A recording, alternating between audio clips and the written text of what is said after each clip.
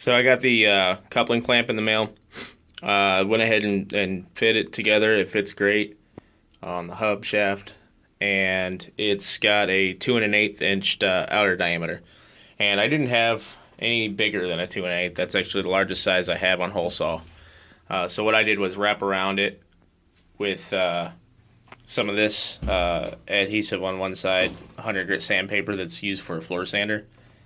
I just cut a strip with a utility knife down, about the size of a hole saw, and wrapped it around it, and just took it in here and wallered it out until I had around a 1/16 of an inch play, which is a little less than I wanted, but it actually, put it on here, it fits really well. It seats,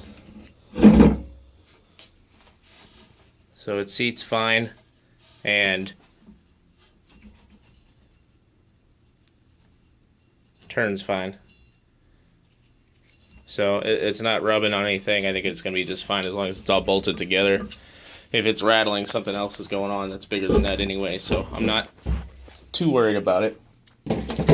So my next step is getting solid shafts, 1 1/8 shafts. I'm probably going to go with a 12-inch and then cut it down to what I need later. And then I can start working on my engine mount, working on the other side. I need to make it adjustable.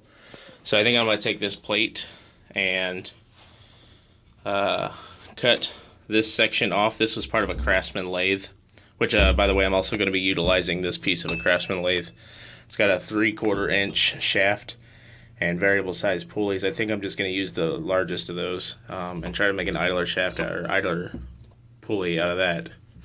But I'm going to take this plate, which was originally used to hold this shaft together for the transmission for the headstock, I think. Anyway, I'm going to take this, cut it down here, and try to utilize this section as bracing for the adjustment for the side of this that can adjust, because this one's just going to be stationary, and this is the one that's going to be hooked up to the engine. Hope that all makes sense. I'm still learning this as I go and trying to piece it together in my mind. So anyway, stay tuned.